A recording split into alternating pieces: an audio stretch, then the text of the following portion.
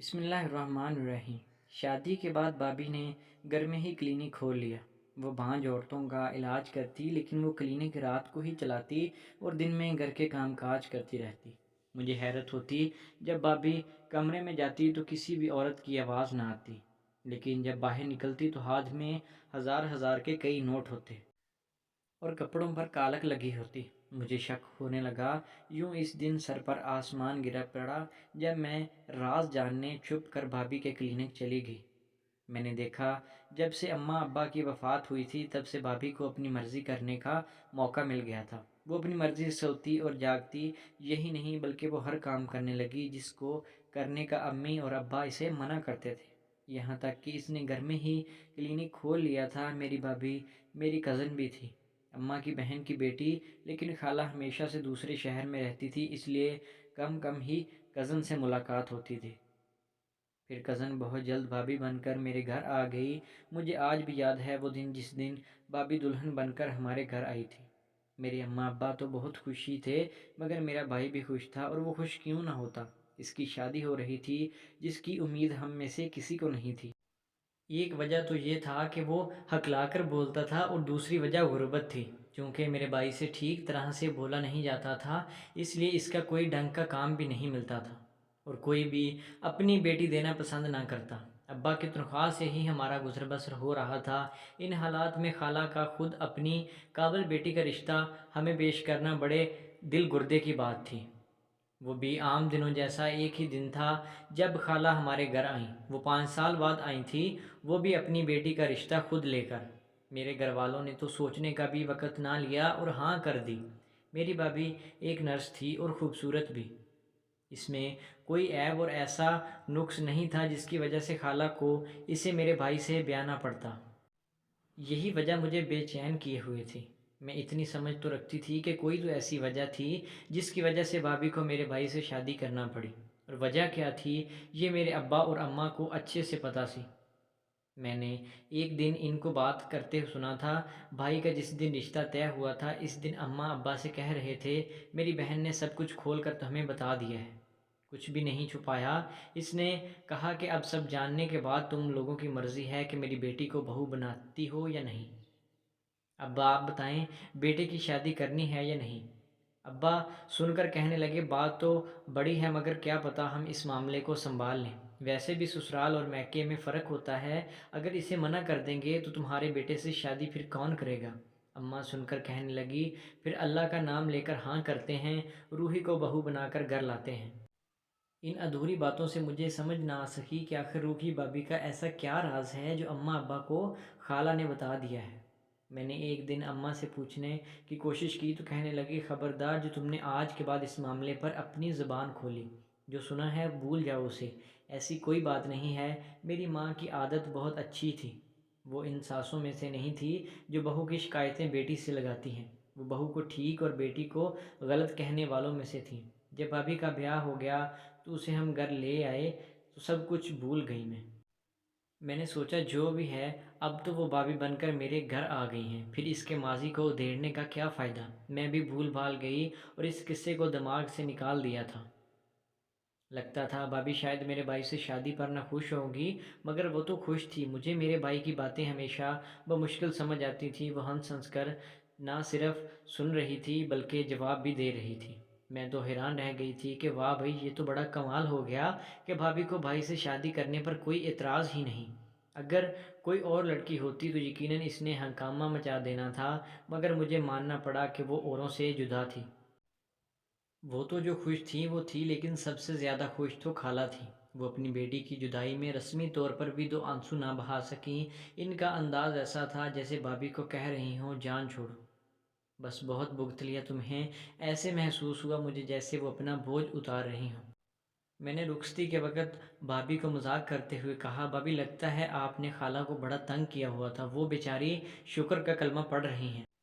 میری بات سن کر اماں نے مجھے کوہنی ماری، جس سے مجھے اندازہ ہو گیا کہ میں نہایت غلط بات کر رہی ہوں، مگر بھابھی تو سن کر کہکا لگا کر ہنس پڑی، کہنے لگی، صحیح کہہ رہی ہو تم، اس میں کوئی شک والی بات نہیں کہ اماں نے تنگ آ کر ہی مجھے گھر سے نکالا ہے۔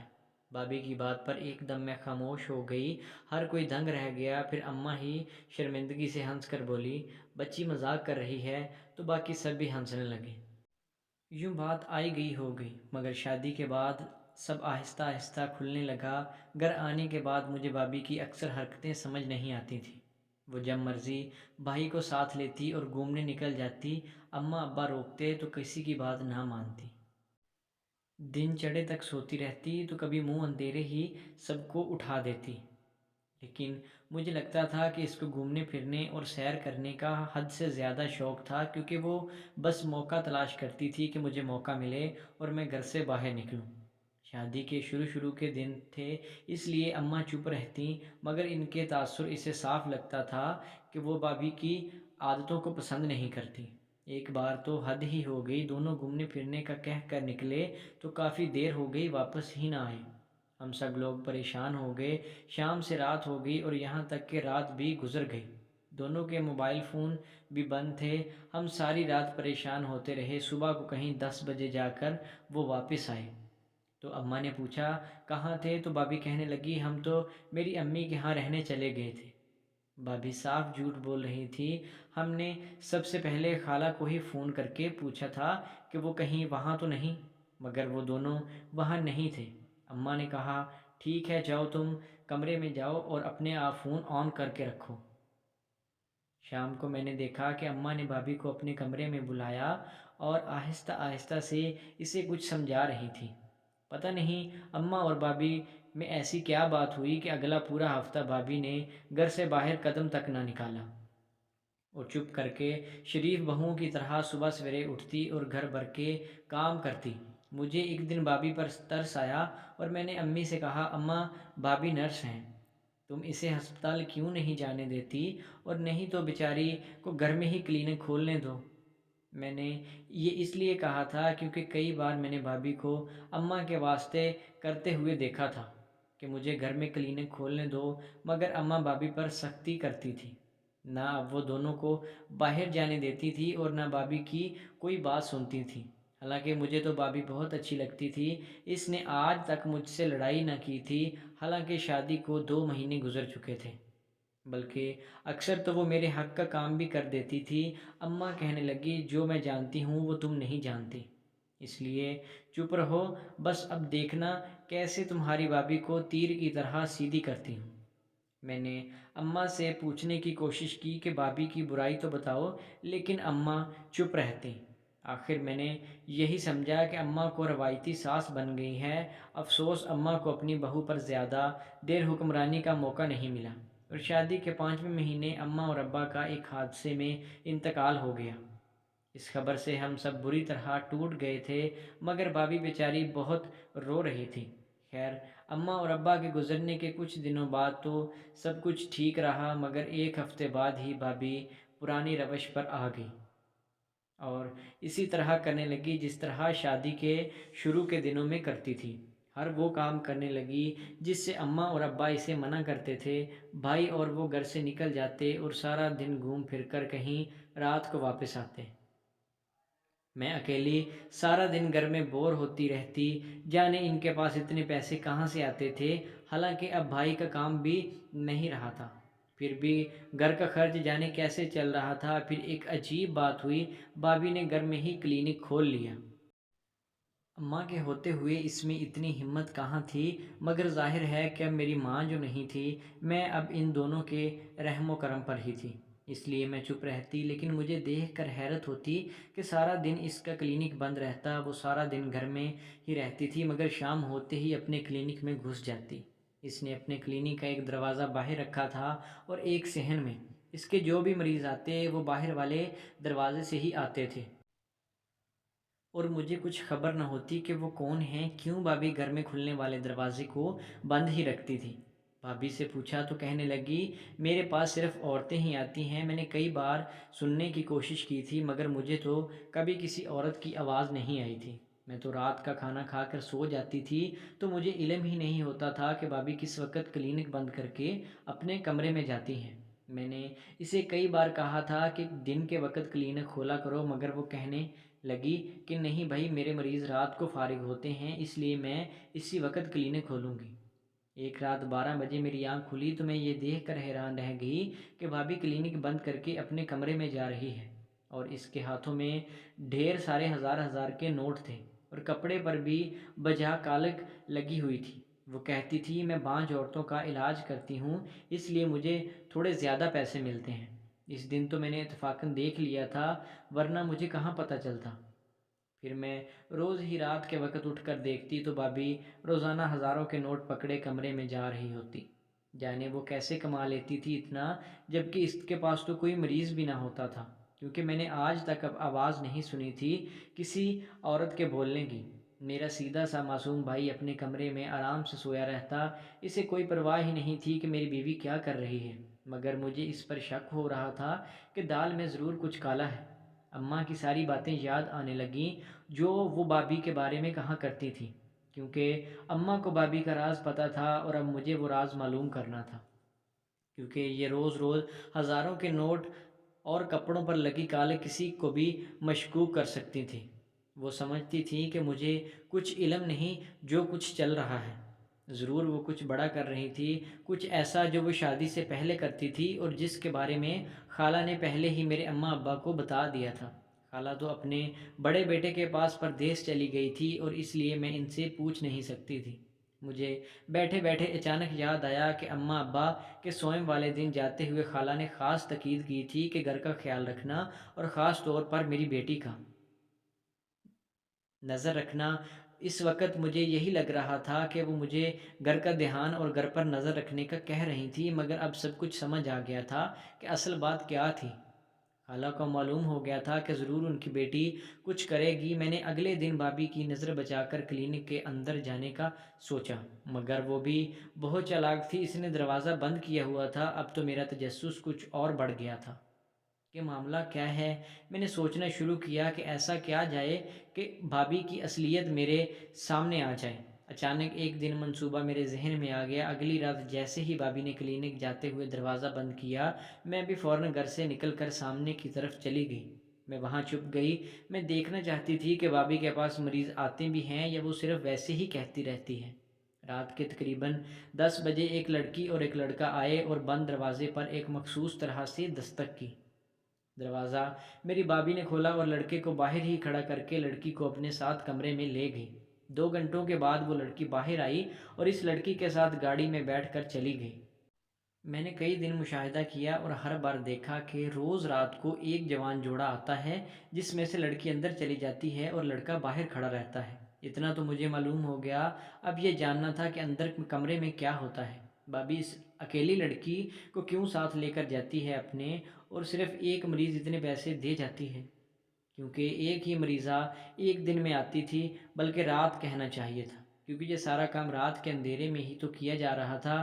میں نے صبح اپنے بھائی کو بٹھا کر پوچھا، تم جانتے ہو کیا کہ تمہاری بیوی کیا کرتی پھر رہی ہے؟ وہ ہکلا کر کہنے لگا، تمہیں کیا مسئلہ ہے، میری بیوی جو کرتی ہے اسے کرنے دو، اپنے کام سے کام رکھو۔ میں نے پوچھا، اس نے تمہیں کیا لالچ دیا ہے جو تم اس کا راز نہیں بتانا چاہ رہے؟ مجھے شک تھا کہ ضرور بھابھی نے یا تو اسے ڈرایا دھمکایا ہوگا یا پھر کوئی اور لالچ دیا ہوگا، ورنہ میں ایک ہی بات اس سے بار بار پوچھوں اور وہ جواب نہ دیتا، ایسا کبھی نہیں ہوا تھا۔ آخر میرے بار بار پوچھنے پر کہنے لگا کہ اس نے مجھ سے وعدہ کیا ہے کہ اگر میں اس کا راز رکھا تو اور اس کا ساتھ دیا تو وہ میرا علاج کروائے گی۔ یعنی بڑی دور کی پلاننگ تھی کہ اس نے، تاکہ وہ ہر طرف سے محفوظ رہے اور میں کسی بھی طرح اس تک نہ پہنچ پاؤں۔ میں نے ایک دن بھائی کا موبائل چرا کر خالہ کا نمبر نکالنے کی کوشش کی، لیکن بھابھی نے دیکھ لیا اور اس نے بہت ہنگامہ مچا کر کہا کہ تم کیا کر رہی تھی میرے موبائل کے ساتھ؟ میں نے بھی صاف کہہ دیا کہ خالہ کا نمبر ڈھونڈ رہی تھی، تم آ گئی، لو خود بتا دو، مجھے خالہ سے بات کرنی ہے۔ میری بات سننے کے بعد اس کا رنگ اڑ گیا، کہنے لگی، اپنی ماں کا نمبر میں کیوں دوں تمہیں، جاؤ یہاں سے۔ میں نے بھی دل میں کہا، جتنی دیر خیر منا سکتی ہو منا لو، آخر کو ایک دن تمہارا راز جان کر ہی رہوں گی، سکون سے تو میں بھی بیٹھنے والی نہیں۔ اگلے دن میں رات کو پھر سے گھر سے باہر گئی، لیکن اس بار میں سوچ چکی تھی کہ مجھے کیا کرنا ہے۔ 10 بجنے میں ابھی 20 منٹ باقی تھے جب میں نے مخصوص طرح سے دستک دی۔ بھابھی کو لگا کہ اس کی مریضہ آ گئی ہے، اس نے فوراً دروازہ کھول دیا اور مجھ سے پوچھنے لگی کہ آج اکیلی آئی ہو؟ میں نے بولنے کی بجائے ہاں میں سر ہلا دیا، میں برقعے میں ملبوس تھی، تبھی وہ مجھے پہچان نہیں پائی۔ میں اس کے ساتھ اندر چلی آئی، مجھے نہیں پتہ تھا کہ اندر کیا ہوتا ہے، اس لیے میں چپ چاپ بیٹھ گئی کہ بات کا آغاز وہی کرے۔ 2 منٹ بعد وہ دستانے پہن کر آئی اور بولی، ایسے کیوں بیٹھی ہو؟ کام نہیں کروانا کیا؟ میں اب کیا جواب دیتی جب مجھے کچھ معلوم ہی نہیں تھا۔ میں نے آواز بدلنے کی کوشش کرتے ہوئے پوچھا، کیسا کام کرواؤ گی تم میرا؟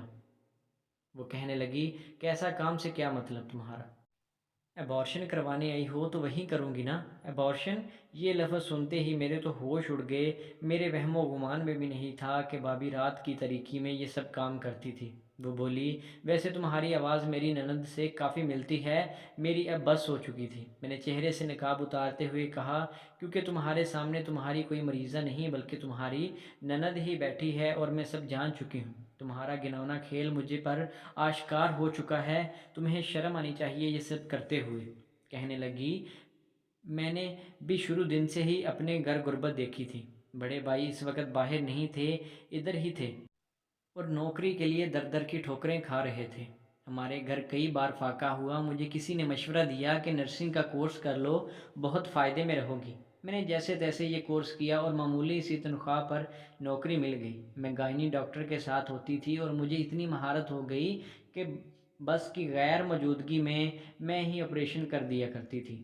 ایک دن ایک لڑکی آئی، وہ شادی سے پہلے ہی حاملہ ہو گئی تھی اور وہ ایبارشن کروانا چاہتی تھی۔ میں نے اسے منع کر دیا کہ جاؤ، یہاں یہ کام نہیں ہوتے، مگر اس نے میرے آگے اتنے پیسے رکھ دیے جتنے میری پوری سال کی تنخواہ تھی۔ پیسے دیکھ کر میں لالچ میں آ گئی اور میں نے اس کا ایبارشن کر دیا۔ پھر یہ سلسلہ چل نکلا، میں نے ہزاروں روپے لے کر غیر شادی شدہ لڑکیوں کی مدد کرنے لگی۔ جب کبھی مسلح دواؤں سے حل ہو جاتا تو اس کو دوا دے دیتی اور جس کا آپریشن ضروری ہوتا تو اس کا آپریشن کر دیتی، اور اس طرح میں ڈھیر ساری دولت کمانے لگی۔ ایک دن اسپتال والوں کو پتہ چل گیا تو انہوں نے نہ صرف مجھے نکال دیا بلکہ میری ماں کو بلا کر ساری حقیقت بتا دی۔ میری ماں کو تو یقین ہی نہیں آ رہا تھا، میں گھر بیٹھ گئی، لیکن بہت سی لڑکیوں کو میرا پتہ چل چکا تھا۔ میں نے گھر سے باہر جا کر یہ کام شروع کر دیا۔ میں نے ایک خاص کمرہ کرائے پر لے لیا تھا اور وہیں لڑکیاں آ جاتی تھیں۔ اماں نے مجھے باز رکھنے کی بہت کوشش کی مگر مجھے اس کمائی اور کام کی لت پڑ چکی تھی۔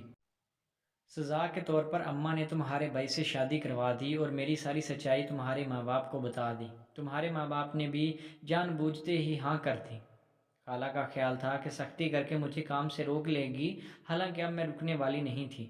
بڑے بڑے امیر گھرانوں کی لڑکیاں جو کہیں اور نہیں جا سکتی تھی وہ میرے پاس آنے لگیں۔ تمہارے بھائی سے شادی کر کے مجھے فائدہ ہی ہو رہا تھا، وہ بیچارہ بھی سیدھا سادہ سا تھا۔ سارا کچھ جان کر بھی اسے کچھ فرق نہیں پڑا۔ میں نے اسے اپنے مکمل قابو میں کر رکھا ہے۔ پہلے تو میں نے جہاں سارا سیٹ اپ کیا تھا وہاں جانا پڑتا تھا، لیکن روز راتوں کو گھر سے باہر نکلنا بھی میرے لیے مشکل تھا۔ اس لیے میں نے گھر میں ہی کلینک قائم کرنے کا سوچا تھا، لیکن ہر بار خالہ راستے میں رکاوٹ بن جاتی۔ پھر ایک دن ساس اور سسر بھی چلے گئے، اماں بھی باہر پردیس میں بھائی کے پاس چلی گئی تو میری تو گویا موجیں ہی لگ گئی تھیں۔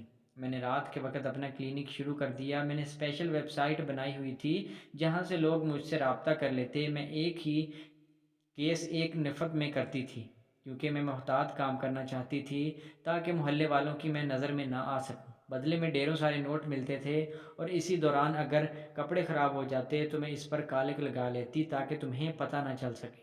اب تمہیں بھی پتہ چل گیا ہے، مگر میری ایک بار کان کھول کے سن لو، مجھے روکنے کی کوشش نہ کرنا۔ میں نے اپنی ماں اور خالہ کی نہیں سنتی تھی تو تمہاری کیا سنوں گی؟ میں اسے روکنا بھی نہیں چاہتی تھی اور نہ ہی روک سکتی تھی۔ میں نے اس کی ساری باتیں ریکارڈ کر لیں اور پولیس کے حوالے کر دیا اسے۔ صرف پولیس ہی اسے اس غیر قانونی اور غیر شرعی کام سے روک سکتی تھی۔ اسے سزا ملتی تو شاید اسے سمجھ آ جاتی کہ وہ کتنے غلط کام کو بڑھاوا دے رہی ہے۔ تو دوستو، آپ کو آج کی کہانی کیسی لگی؟ اگر ویڈیو اچھی لگی تو ہمارے چینل کو سبسکرائب کریں۔ ملتے ہیں نیکسٹ ویڈیو میں، تب تک کے لیے اللہ حافظ۔